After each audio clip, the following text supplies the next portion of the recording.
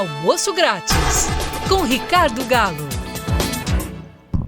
Doutor Ricardo Galo, boa tarde. Peraí que eu acho que eu estou sem imagem, mas eu voltei agora. Ricardo Galo, obviamente, de olho nas movimentações do mercado. Ricardo Galo de olho nessas andanças e lambanças, né? Que Brasília a todo instante apronta com a gente. A gente vê Petrobras, aí depois seguida uma promessa de privatização de Eletrobras, e aí promessa de privatização de Correios, e de prático até agora a gente não vendeu um carrinho de sorvete, né? Queria saber qual é a tua interpretação desses movimentos do governo, movimentos de Brasília, o efeito sobre o mercado e vem cá, e também o que o mercado tem a ver com todos nós, né? Bom, boa tarde a todos. De fato, o governo consegue um recorde de lambanças histórico, quer dizer, média uma por semana e em algumas semanas duas. E essa da Petrobras, eu acho que ela entra para a história como uma das piores lambanças desse governo e talvez desde o governo Dilma, né? A gente se lembra da intervenção da ministra Dilma na formação de preços da gasolina na Petrobras, que levou a um endividamento absurdo da empresa e prejuízos enormes, né? Não foi só a corrupção que causaram os problemas na Petrobras, mas foi sim uma política de preços de combustível completamente equivocada. O que o presidente tentou fazer essa semana, ou a semana passada, foi uma intervenção na Petrobras, uma vez que ele não estava gostando da política de preços da Petrobras. Primeira coisa, o presidente da República não tem que gostar ou desgostar da política de preços de uma empresa, em particular de uma estatal de capital misto. Petrobras não é uma empresa do governo. O governo tem apenas 40% do capital da empresa. 60% da empresa pertence a acionistas privados aqui e no exterior. Pessoas físicas, fundos de investimento e grandes investidores internacionais. Portanto, o presidente, ao interferir na política de preço da Petrobras, ele está interferindo na gestão de uma empresa que tem, na maioria, acionistas do setor privado. Se o governo quer ter autonomia total para gerenciar o preço do petróleo, ele precisa pagar mais ou menos 200 bilhões de reais, recomprar as ações que estão na mão do mercado, fechar o capital e tratar a empresa como uma estatal simples que pratica políticas públicas. Para isso precisa mudar a lei, porque em 2002 o monopólio de comércio de combustível no Brasil foi acabado. Hoje em dia qualquer indivíduo pode importar gasolina e vender aqui. Isso, hoje em dia não, nós estamos falando há 20 anos, acho que o presidente da República também não sabe disso. Talvez seja o presidente da República mais desinformado que nós já tivemos na história. E interessante que os seus ministros também desconhecem isso. Então é o governo mais desinformado que nós já tivemos na história. Dito isso, essa intervenção ela tem um custo importante na economia. Por quê? Na medida que você prejudica investidores, e grande parte deles são investidores internacionais, as ações da empresa caem. Então, as ações, o valor da empresa, estimado pelo mercado, a cotação da ação é uma estimativa que o mercado faz do preço, do valor da empresa. Então, quando o presidente falou aquela barbaridade de querer intervir, falou que vai demitir e vai mesmo tirar o presidente da Petrobras, ele fez com que as ações caíssem 20% de preço. As pessoas falam que se dane isso, não tem nada a ver com isso. Falam assim, não. Isso custou 100 bilhões de reais para os acionistas. Então, quer dizer, 40 bilhões desses reais serão pagos por nós, que somos as ações, 40% do capital da Petrobras está na mão do Estado, e nós somos o povo cujo Estado nos representa. Então, dessa maneira, nós perdemos 40 bilhões de reais nessa frase nessa atitude muito impensada desse nosso presidente. E os outros 60 bilhões são perdas que foram forçadas nos acionistas minoritários. A analogia que eu faço imagine que você é sócio de uma padaria e tem 60% dessa padaria, porém, quem controla essa padaria tem 40%, teu sócio. E esse cara decide vender o pão abaixo do preço de mercado. Ele está fazendo muito bem, as pessoas que vão lá ficam felizes, é um serviço social, dando comida aos outros, porém com o teu dinheiro. É o famoso fazer graça com o dinheiro alheio. Então o governo, se quer mesmo subsidiar o diesel, a gasolina, se acha que isso é uma coisa importante, inteligente, o governo deveria dar um voucher para os caminhoneiros, o Bolsa Caminhoneiro, que sai de dinheiro nosso, dos contribuintes, e com esse subsídio, com esse voucher, os caminhoneiros vão lá comprar gasolina mais barata, e esse dinheiro, só que a Petrobras vende a mercado e o governo paga a diferença para o caminhoneiro. Agora, faz sentido fazer isso? Também não faz muito sentido, porque é um gasto público que eu não acho que seja prioritário. Subsidiar o consumo de combustível fóssil é uma das maiores burrices na história das burrices já vistas nesse país. O mundo inteiro está indo na direção oposta.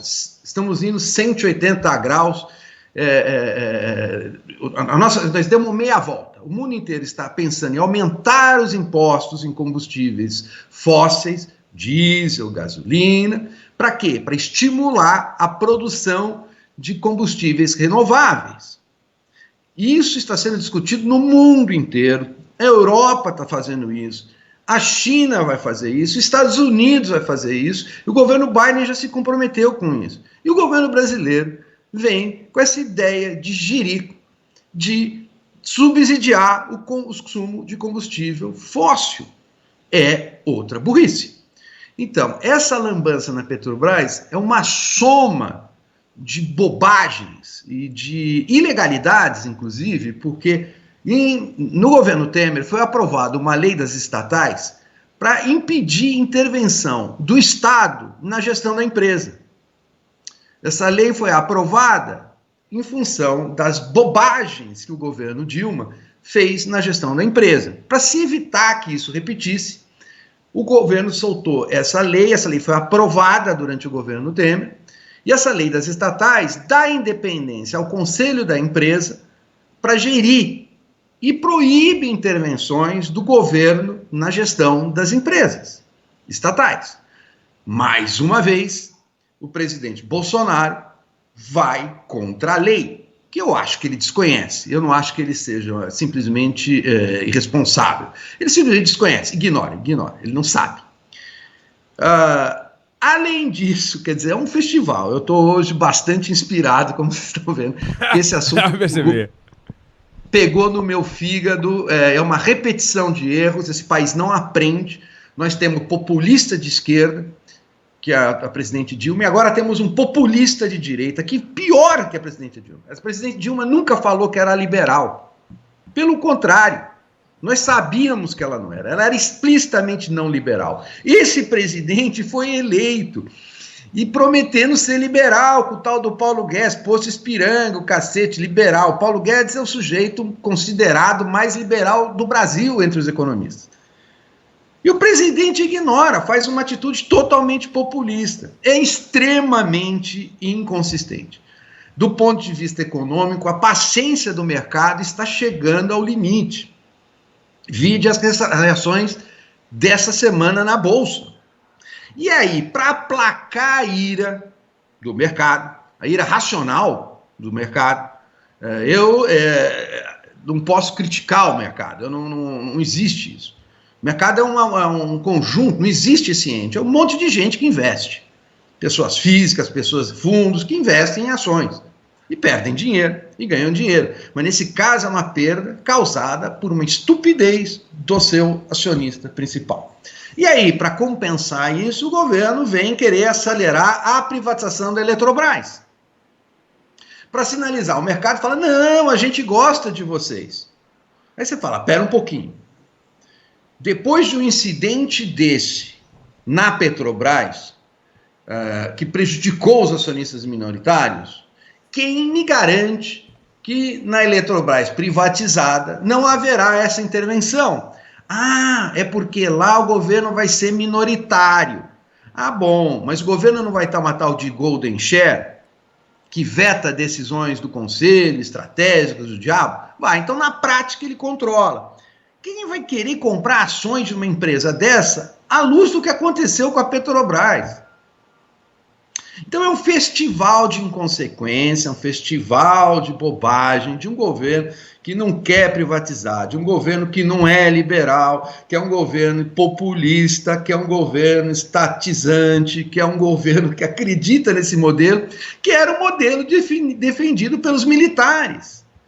É um governo militar, é um governo que tem, inclusive, o próximo presidente, se for aprovado pelo Conselho, será um militar. Os militares, historicamente, foram estatizantes. Os militares criaram a Siderbras, que não existe mais, quebrou.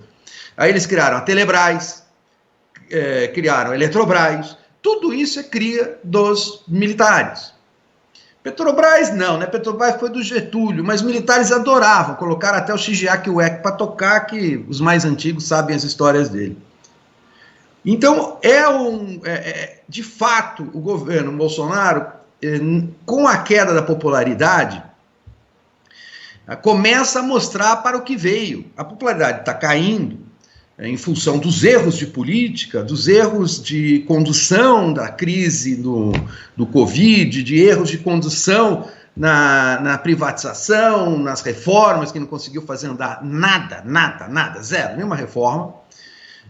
A popularidade dele vai caindo, porque a economia vai mostrando a sua fragilidade, porque o governo não consegue combater essas fragilidades, não consegue arrumar. Aí a popularidade cai e ele fica pressionado e fica aí cedendo essas pressões de caminhoneiro, de motorista disso, daquilo e daquilo outro, fazendo atos que não fazem sentido econômico e vão radicalmente contra o que ele e a equipe dele defendiam na campanha. Então isso tem um nome, é estelionato eleitoral. Você entra, presidente da República, prometendo uma coisa e depois você faz diferente. Eu entendo, está dando desespero, o presidente está percebendo que a popularidade está caindo, mas não pode, a gente não pode, como população, como contribuinte, como sociedade civil, a gente não pode permitir mais isso no Brasil. Chega de repetir isso, chega, basta, acabou, não dá mais. Esse evento foi um evento emblemático, o presidente sentiu a pressão, né, sentiu o calor. Eu até agora, eu acho que o ministro Guedes já deve ter aprendido que esse governo não reza na mesma catecismo que ele reza, é uma outra fé, é uma fé estatizante, centralizadora, autoritária. Fim de papo. É isso. Bom, desculpa, gente, eu andei um pouco demais no tempo e me empolguei, porque dessa vez ele chegou no meu limite. On fire, on fire. Ricardo Galo, almoço grátis, volta na semana que vem. Valeu, abração. Valeu.